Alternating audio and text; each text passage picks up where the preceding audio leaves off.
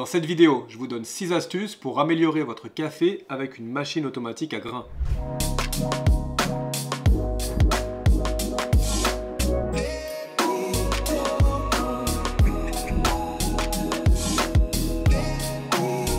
Salut, je m'appelle Colin, je suis avec le site Cafélista et aujourd'hui on va voir donc 6 choses indispensables à connaître pour faire un meilleur expresso avec sa machine. J'ai eu assez souvent la mauvaise surprise de goûter un café qui n'était pas extraordinaire en allant chez des gens qui ont une machine automatique. Et très souvent quand je parcours les forums, les différents groupes, c'est le même type de questions qui reviennent. Pourquoi mon café est trop amer? Pourquoi il est trop léger? Comment faire pour régler mon moulin? Des questions importantes qu'on va voir en détail ici. Si vous avez une machine automatique, alors ici j'ai la Magnifica Start, mais peu importe le type de marque et de machine que vous avez, les conseils que je vais vous donner s'appliquent à tous les broyeurs expresso. Si vous avez une machine automatique à la maison et que vous n'êtes pas satisfait de votre café, en général, le problème va venir soit des réglages de la machine, du café, d'autres petits détails. Bien sûr, il peut arriver qu'il y ait un dysfonctionnement avec la machine, mais en général, ce n'est pas le cas. Voici donc les 6 choses à connaître et à faire pour avoir un excellent café avec sa machine à grains. La première chose qui est vraiment centrale, c'est le plus important, c'est de choisir un bon café. C'est un sujet un peu délicat, puisque là on est sur vraiment quelque chose de très subjectif, le goût, chacun va avoir sa préférence de café, mais il y a quand même 2 choses à connaître et à respecter pour les machines à grains. Et puis je vous dirai ce que je recommande moi comme café qui devra vous donner un résultat toujours très bon. Première chose que je recommanderais d'éviter avec les machines à grains, c'est les torréfactions qui sont trop légères. C'est souvent idéal en slow coffee, ça peut être aussi très bon avec une véritable machine expresso, mais les machines automatiques ne sont pas vraiment équipées pour une bonne extraction. Vous risquez de vous retrouver avec un café qui va être trop acide, qui va manquer de corps, qui sera vraiment pas bon du tout. Alors bien sûr, vous pouvez essayer pour faire des tests. L'autre problème que je rencontre énormément, et ça concerne vraiment beaucoup de gens, c'est ceux qui utilisent une torréfaction pour le coup trop foncée.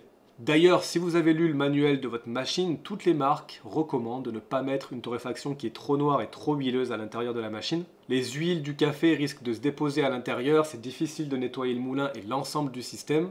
Et en plus de ça, le rendu en tasse est souvent beaucoup trop amer. Et ça va être quasiment impossible d'avoir un bon expresso. Ça ne veut pas dire que je recommande pas forcément des torréfactions foncées, mais ça dépend où l'acheter et ça dépend quel type de torréfaction foncée. Si votre grain de café est noir avec de l'huile, vous n'aurez pas un bon résultat. Ce que je recommande vraiment, c'est de pouvoir partir sur un café de spécialité. C'est des cafés qui ont une traçabilité, on sait d'où ils viennent. Un autre élément important qu'on retrouve sur les cafés de spécialité, c'est qu'on va avoir la date de torréfaction, donc ça va nous donner une indication sur la fraîcheur de son café. On recommande souvent un café qui a été torréfié il y a 1 ou 2 semaines, et sachant qu'après 2 ou 3 mois, le café va déjà quand même perdre beaucoup de ses arômes. Très bon point de départ, c'est de partir sur un mélange ou un assemblage qui a été fait exprès pour l'espresso. Et là, encore une fois, je recommande de chercher des torréfacteurs de café de spécialité. Je vous mettrai juste en dessous des liens et des cafés que je recommande. Un mélange pour espresso est parfait, mais sinon vous pouvez partir sur un café d'Amérique du Sud par exemple. Et à partir de ça, vous allez avoir une excellente base pour pouvoir après régler la machine. Car c'est souvent une des questions que je retrouve le plus souvent, c'est comment régler ma machine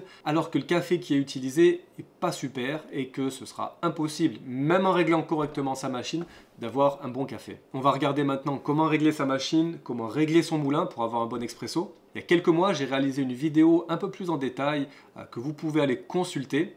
Ici, aujourd'hui, je vais vous expliquer une manière un peu plus rapide de faire. Autre petit conseil, alors là j'ai vraiment un sac qui est très gros, mais ce que je vous recommanderais surtout au début pour régler la machine, c'est d'acheter un gros sac de café.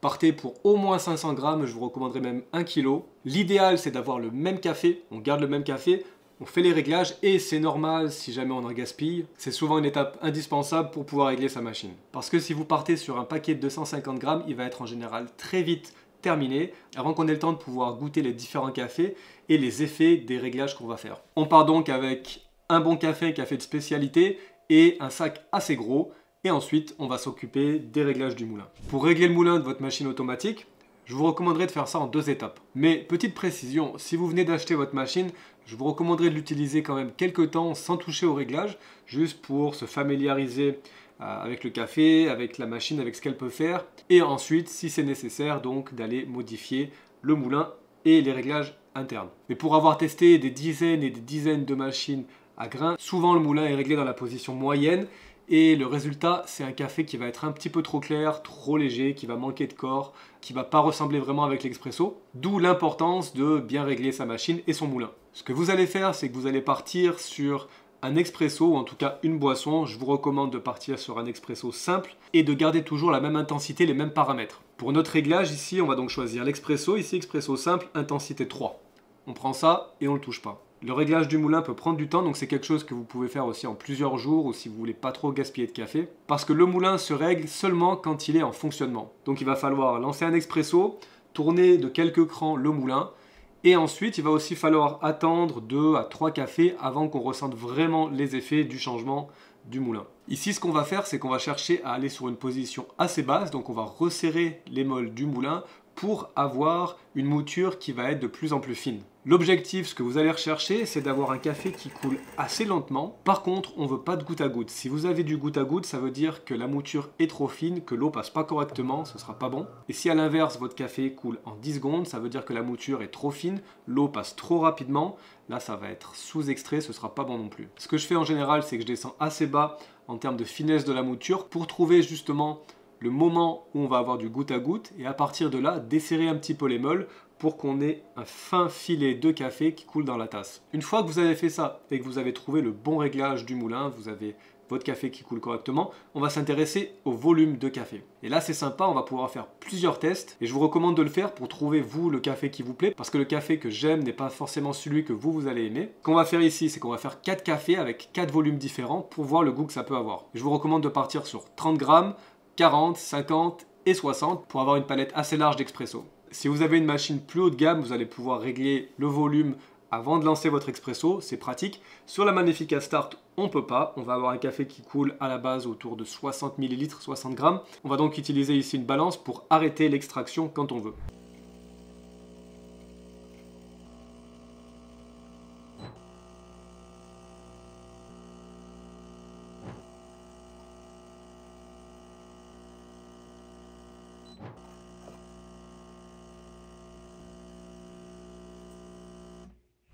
On a maintenant nos 4 expressos, 30, 40, 50 et 60 grammes. Et maintenant, tout ce qu'il vous reste à faire, c'est de goûter chacun des cafés et de voir quelle est votre préférence.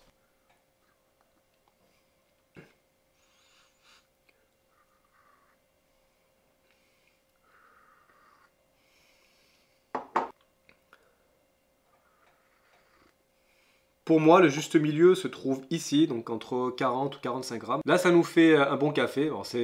Alors bien sûr, c'est mon goût personnel, mais il a du corps, on ressent bien les arômes. Quand vous avez identifié le café que vous préférez, le plus simple, c'est après d'aller l'enregistrer. Avec les DeLonghi Magnifica, on va garder appuyé le doigt sur le bouton de l'expresso pour enregistrer la bonne taille. Et puis pour toutes les machines qui sont un peu plus avancées avec un écran, vous allez avoir à chaque fois une possibilité d'enregistrer votre boisson préférée. L'expresso maintenant doit être bien réglé, ça ne devrait plus poser de problème. On va regarder maintenant le café long. Pour avoir un mug de café, on a souvent une option ici pour le café long et je vais vous montrer ce que ça donne. Ok, là vous le voyez, l'eau continue à passer à travers la galette de café, ça s'arrête pas. Et ça, c'est pas quelque chose qu'on veut vraiment. Bon alors, on a le café long, je l'ai déjà testé plusieurs fois, hein. Rien de nouveau, c'est vraiment pas super. Si vous avez une DeLonghi, je vous recommande d'utiliser soit la fonction long, ici c'est intéressant, ça nous fera un café qui est plus proche du café filtre. L'autre solution que moi je trouve la meilleure, ça va être de faire un expresso, ou si vous voulez un café qui soit plus corsé, vous pouvez lancer 2 expressos, et ensuite de rajouter tout simplement de l'eau chaude.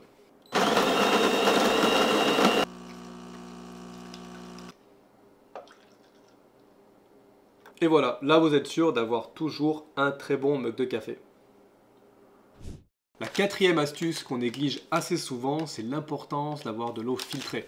Vous pouvez utiliser un filtre, ça c'est le filtre à eau DeLonghi, qu'on va pouvoir mettre directement ici dans le réservoir et qui va nous permettre de filtrer à chaque fois l'eau qu'on a mise. Alors c'est très important pour l'entretien de sa machine, c'est sûr, et c'est aussi important pour le goût de votre café. Alors on n'y pense jamais, mais notre café il est constitué à 98% d'eau. L'eau va donc avoir son importance. Pensez-y, ça va jouer sur le résultat de votre café en tasse. Une autre astuce ici qui va venir jouer sur le résultat et le goût de votre cappuccino, c'est l'utilisation de la buse vapeur. Cette petite astuce concerne seulement les machines avec une buse vapeur. Regardez souvent ce qui se passe quand on l'utilise. Quand on va tourner le bouton, on va toujours avoir un peu d'eau qui va tomber à l'intérieur du pichet. C'est pas le mieux quand on veut faire mousser le lait. Si vous voyez que vous avez à chaque fois un petit résidu d'eau à l'intérieur quand vous commencez à utiliser votre buse vapeur, le mieux c'est donc de la purger. Vous la mettez en marche, vous tournez un coup sur le bouton fonctionnement, laissez la vapeur pendant quelques secondes, arrêtez-la, et ensuite après ça vous pouvez faire mousser votre lait.